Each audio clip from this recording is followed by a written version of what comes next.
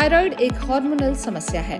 वैसे तो इसके पीछे कई सारी वजहें होती हैं, लेकिन अगर आपको थायराइड की समस्या है तो सिर्फ इसकी दवा खाने से काम नहीं चलेगा, बल्कि आपको हेल्दी डाइट को भी अपनाना होगा। तो क्या है थायराइड फ्रेंडली डाइट, आइए जानते हैं।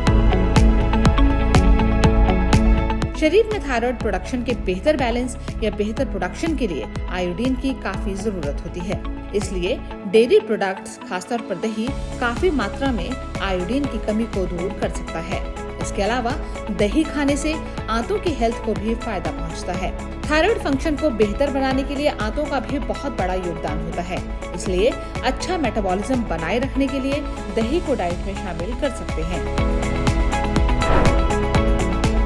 अंडा थायराइड के लिए सुपर फूड कहा जाता है। इसमें वो सभी पोषक तत्व मौजूद होते हैं जो आपके थायराइड ग्रंथि को हेल्दी रखने के लिए जरूरी हैं। अंडे में आयोडीन और सेलेनियम के साथ साथ ओमेगा 3 फैटी एसिड भी होता है, जो कि फायदेमंद होता है। रोजाना एक बड़ा अंडा खाने से आयोडीन की 16% कमी को दूर किया जा सकता है।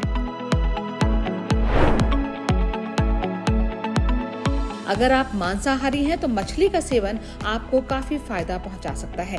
मछली में ओमेगा 3 फैटी एसिड पाया जाता है, जो थायराइड को कंट्रोल करने में मदद करता है।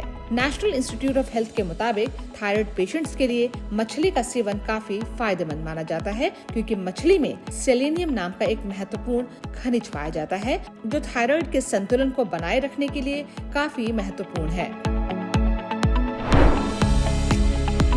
थायराइड की समस्या आने पर नट्स बहुत फायदेमंद साबित हो सकते हैं। नट्स में भी सेलेनियम की एक अच्छी मात्रा पाई जाती है, जो कि थायराइड फंक्शनिंग को बेहतर बनाती है। ऐसे में पेशेंट्स 2 से 3 नट्स को अपनी डाइट में शामिल करके इससे फायदा ले सकते हैं।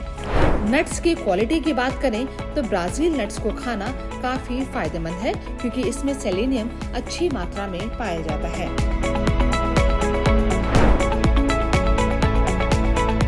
किचन में मौजूद हल्दी बड़े काम की चीज है।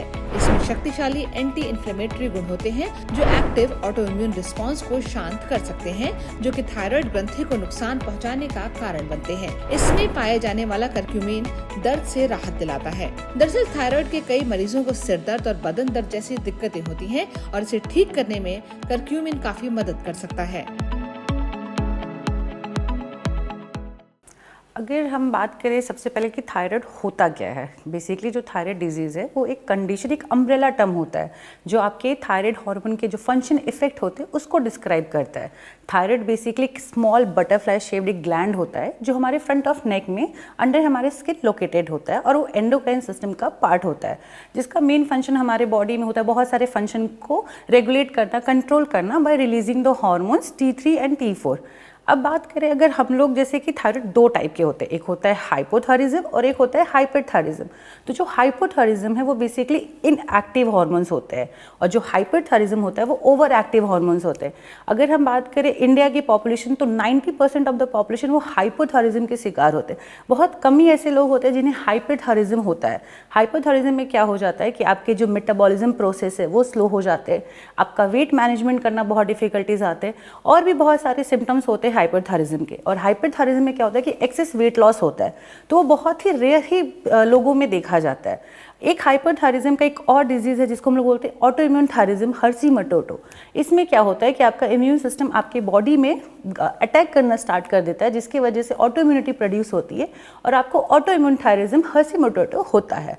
अगर हम बात करें डाइट का और थायराइड का, नो डाउट मेडिसिन हमेशा थायराइड के लिए एक सबसे पहला लाइन होता है क्योर करने का, लेकिन आपका जो डाइट है, आपकी जो लाइफस्टाइल मॉडिफिकेशन है, वो कोई भी डिजीज़ का फर्स्ट लाइन ऑफ डिफेंस होता है। मतलब अगर हमें कोई भी डिजीज़ को प्रोटेक्ट करना है तो हमारा लाइफस्टाइल मॉडिफिकेशन, हमारा हेल्थ बहुत इंपॉर्टेंट मैटर करता है।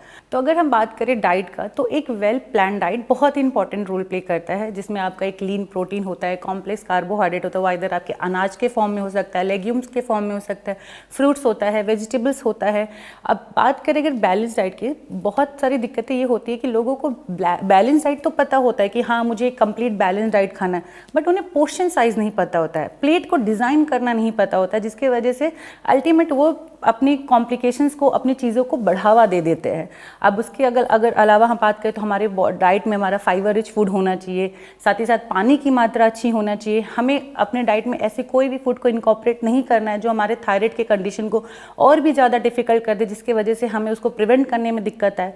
क्योंकि जब हम एक कंप्लीट न्यूट्रिशन लेते हैं अपने डाइट के लिए तो हमारे बॉडी में इन्फ्लेमेशन की मात्रा को कम करता है, हमारे गट में जो डिस्फंक्शनल हो रहा है गट माइक्रोबायोटा को उसको ठीक करने में मदद करता है, साथ ही साथ हमारे हार्मोनल जो डिस्फंक्शन हो रहे हैं उसको ठीक करता है, अब्जॉर्प्शन की एबिलिटी को बढ़ाता है ताकि वो अच्छे से अब्जॉर्ब हो सके आपकी बॉडी में, साथ ही साथ वो आपके बॉडी में हार्मोन प्रोडक्शन में मदद करता है, वेट मैनेजमेंट में मदद करता है। तो न्यूट्रिशन बहुत ही ज़्यादा इंपॉर्टेंट रोल है, वेदर आपको हाइपो है या हाइपरथायरिज्म है, तो इस बात का हमें ध्यान देना होगा। ये तो थी थायराइड से जुड़ी हेल्दी डाइट, जिसे अपनाकर थायराइड की समस्या में काफी हद तक राहत पाई जा सकती है। वीडियो में दी गई जानकारी पसंद आई हो तो शेयर जरूर करें।